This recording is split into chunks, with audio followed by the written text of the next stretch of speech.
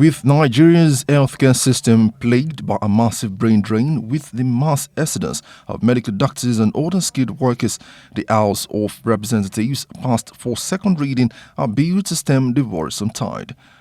Honorable Ganiu Johnson, who raised the motion, expressed concern that it is only fair for medical practitioners who enjoyed taxpayers' subsidies on their training locally to give back to society by working for a minimum of 5 years in the country before exporting their skills abroad.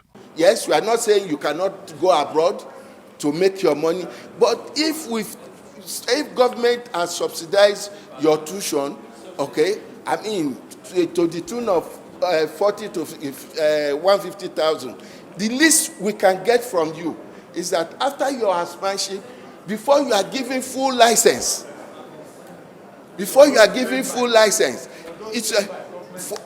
before you are given full license, at least you can give back to the society within a period of 5 years. Members, while acknowledging the negative effects medical brain drain is having on the healthcare sector, also raised some concerns as imposing such restrictions on the doctors will amount to interfering with the free will of intended medical practitioners to choose where to practice.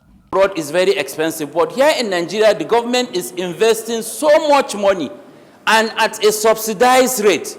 So this bill is timely. I urge my colleagues to support this bill. In fact, at the public hearing level, I will make an input personally. The issue we're trying to cure is the brain drain. And that in itself, in my own opinion, Mr. Speaker, I think it's a catch-22 situation that we're in now as a country. Do we try to restrict these people and impinge on their own fundamental human rights? Or do we start to provide for the resources that we need to apportion more resources to the medical profession? Before calling for a voice vote on the proposed bill, the Speaker, Femi Gbajabiamila, informed lawmakers on Section 45, subsection 1 of the Constitution, which has a provision for setting aside the fundamental rights of any individual for the sake of the greater good. To deviate from fundamental human rights under certain conditions. If you have your Constitution, go to 45.1. And one of those conditions is where it concerns public health. It's specifically written there, public health, 45.1. So if the government or we feel that to safeguard public health, this restriction should be put, then we have not violated anybody's fundamental human rights. The bill was passed and read the second time before it was referred to the House Committee on Healthcare Services for further legislative action. All right, thank you for staying with us. In a bid to halt the increasing numbers of medical directors leaving Nigeria for greener pastures, a bill sponsored by Representative Ganiu Abiodun Johnson to prevent Nigerian-trained medical or dental practitioners from being granted full licenses until they have worked for a minimum of 5 years is in the country. Now, it has passed its second reading, and the House of Representatives are really ready to get it going. Now, many have criticized this bill, especially as medical tourism with Nigerian leaders is a thing that we're used to almost on a daily basis. Now, joining us to share his thought on this is Dr. Iyanda Olukunle. He's the Chief Executive Officer of Broot Consultants. Broot Consultants, yes, Broot Consultants. Thank you so much for joining us on the show this morning, and welcome to Today with John and Helen on PlusTvAfrica. Good morning. Thank you for having me. Thank you. Thank you. Okay, so let's get straight to it. So when you heard about this bill, what were your thoughts on it? When I heard about this bill, the first thing that occurred to me is that the House of Rep has recognized that there is a problem, okay, and that there is need for us to come up with a solution. There is no doubt in that at all. And that is what informed their saying, okay, let's introduce this bill. However, I believe that the bill is reactionary. Okay. I believe that we are not looking at long term. I believe that it is very discriminatory. And my conclusion as a human-centered expert and a strategy consultant is to say that that bill is not going to solve any problem at the end of the day. Rather than solving problem, it's going to introduce more complication into the system. And let me just tell you, for instance, you are introducing a bill that said a medical graduate will not be given a full medical practice until 5 years because you wanted him to stay in the country. Assuming you are able to achieve that, then after 5 years, what happened? What we don't know is that we are actually going to be having nations where you have doctors who are just young, who are not as experienced as the older doctors. Because if you say that those who just graduate should not go, what about the consultant? Are they not living? Okay. And I also believe that what we need at this time is bold reforms. So rather than us saying, one of the things that occurred to me, rather than us saying that, oh, they can't travel, they can't go to anywhere in 5 years, can we also come up with a legislation that says, guess what? Anybody who is a public servant, anybody who is being paid, by the government of Nigeria should not access themselves and their family should not access care abroad. Can that be done? Okay, because what I think we need at this point is servant leadership. People who are going to lead by example.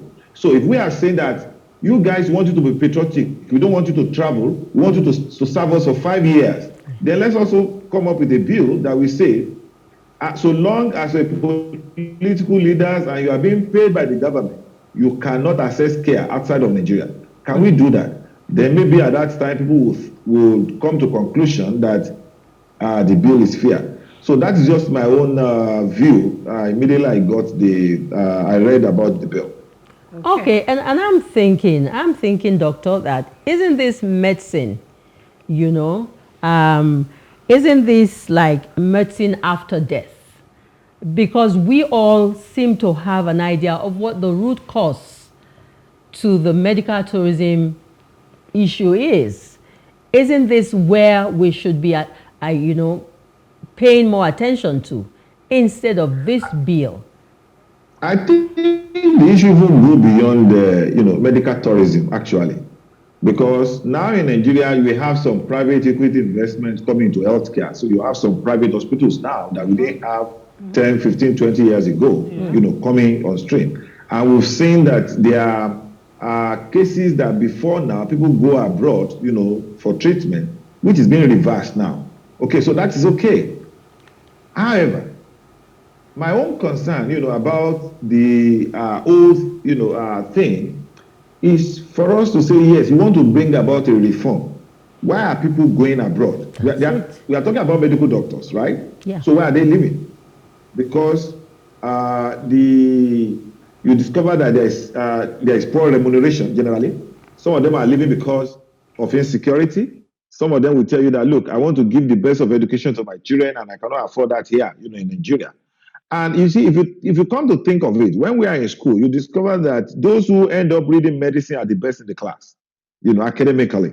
So you are saying that we have gotten to a point where we reduce the best brain that we have academically in our various, in our society. We've reduced them practically to nothing. So if we are talking about a broad reform, what I think should be done is setting up an agenda that says there is going to be a broad reform in the Nigerian health sector within the next 5 years. This is what we want to achieve. What we want to achieve is to ensure that we have best facilities in our hospital. We want to make sure that we have doctors and caregivers who are well paid. Exactly. Now, you are saying that you don't want the doctors to travel abroad. And for me, I think at this time we need high level of thinking. We don't need low level thinking, at this point. Mm-hmm. If you kept the doctor, let's say you are able to keep the doctors in Nigeria, are you able to keep the nurses? Mm-hmm. Are you able to keep the lab technicians? And don't forget, it's not just doctors that give care. So when you talk about care, there are a lot of caregivers that make the work of the doctor feasible, that make the work of the doctor effective, to be something that all of us can acknowledge that we have care. Take for instance, if all the nurses decide to go on strike, can doctors actually work effectively? And assuming that the doctors and the nurses are there, but those in diagnostics are not there, the lab scientists are not there, can the hospital actually function? So we haven't done anything. 3 days ago, a friend of, a brother of mine who married a Caucasian and, in England, and the mother-in-law was admitted to the hospital. So the mother-in-law, and this person I talk about is a big-time doctor in Nigeria as well. So the mother-in-law sent him a text and said, you will not believe it that I'm on admission. However, in my hospital here, 99% of the nurses that are taking care of me are Nigerians. And that is what we have. So I believe that we are solving the wrong problem, and we are solving the right problem with a wrong approach. Wrong approach, true. Very true. True. All right, so thank you so much.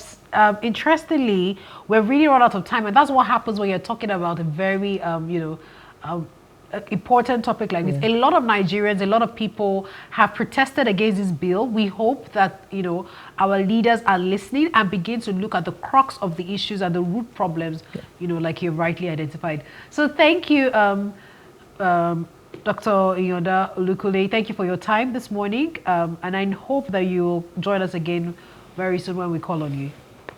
Thank you for having me. Thank you, it's a pleasure. Yeah, Thank you so much. Thank you. Okay. Moving on? Yes, we're moving on to Farah's segment now. So Farah is talking about parenting, and she has a parenting coach with her, Yeti Williams, and the topic is on responsible digital citizenship. Interesting. Okay, let's go right after on the break. to Farah, yes.